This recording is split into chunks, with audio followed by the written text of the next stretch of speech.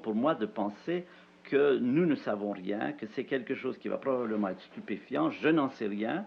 Je n'ai pas de conviction religieuse qui me permettrait d'affirmer ceci et cela. C'est quelque chose que je pense qu'il faut considérer, il faut essayer de considérer ça comme normal. Et ça, c'est peut-être la chose la plus difficile. J'ai en ce moment une cousine qui a un cancer, qui va probablement, qui en a pour encore probablement quelques mois. Et bon, j'en parle beaucoup avec elle, justement, du fait qu'il faut essayer que ce soit normal. Mais ça, c'est tout le problème. Parce que dans le fond, c'est tragique. Quand il s'agit des fleurs, on dit c'est normal, on voit les feuilles tomber. À l'automne, ça a quelque chose de normal. On voudrait que par rapport à nous, ce soit la même chose. Les feuilles apparaissent au printemps, elles meurent à l'automne. L'an prochain, il y en a des nouvelles. De la même façon, nous sommes nés à un moment donné, nous mourrons plus tard, mais il y a des gens, ça continue.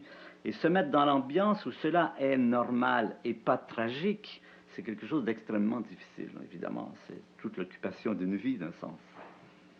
Êtes-vous optimiste quant à l'avenir de la planète? Je dirais, je suis volontairement optimiste. Je veux être optimiste. Je pense que si on jette un coup d'œil froid sur la situation, on ne peut qu'être très préoccupé.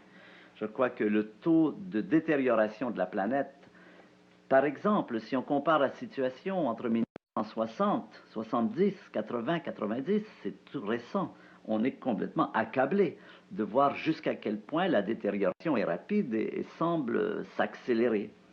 Par ailleurs, on voit qu'il y a un éveil de la conscience de l'environnement. Ça fait 5 ans, pas plus, que c'est devenu très important. Disons, ça fait longtemps qu'on en parle, mais que ça atteint le niveau des décideurs, que les politiques s'en occupent, c'est récent. Et ça donne plutôt espoir. Et en fait, je pense que nous sommes comme dans une espèce de lutte entre deux forces énormes, je dirais un David et un Goliath, le géant Goliath de la destruction, qui lui agit depuis très longtemps, qui a accumulé énormément de puissance, une espèce de bulldozer, et puis un jeune David qui se réveille, mais qui se réveille très vite et qui essaie de bloquer ce bulldozer. Qu'est-ce qui va se passer? Je n'en sais rien. Je pense que personne ne sait si dans 100 ans, la planète sera encore habitable. Ça, c'est l'enjeu dans lequel nous sommes plongés aujourd'hui. Je pense surtout qu'il ne faut pas baisser les bras. Je pense qu'à partir du moment où on dira, là aussi, il n'y a rien à faire, c'est foutu, eh bien, ce sera foutu. Ça n'est pas foutu aussi longtemps qu'on ne dit pas c'est foutu.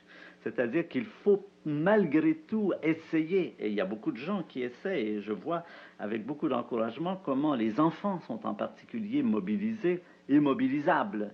Je fais souvent des conférences dans des lycées, par exemple, et je vois jusqu'à quel point les enfants, ou même dans des écoles, ceux qui sont le plus éveillés à cela, ce sont les enfants. Et je dis aux enfants, maintenant, il faut faire l'éducation de vos parents. C'est vous qui devez apprendre à vos parents comment se comporter, comment ne pas jeter des papiers dans la rue, comment avoir la conscience de l'environnement, de l'économie d'énergie et tout cela. D'après tout, les enfants, c'est pour eux, parce que dans 50 ans, c'est eux qui occuperont la planète et ils trouveront la planète telle que nous l'aurons laissée. Donc, en ce sens, je pense que c'est très important de travailler sur ce côté. Je crois que les enfants sont l'espoir de la planète en ce moment.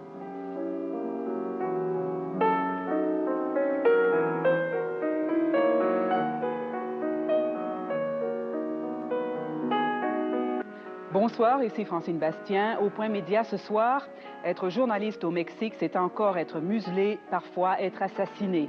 Et un débat sur le Code civil et les nouvelles contraintes à la liberté de la presse. Restez avec nous pour une autre édition du Téléjournal.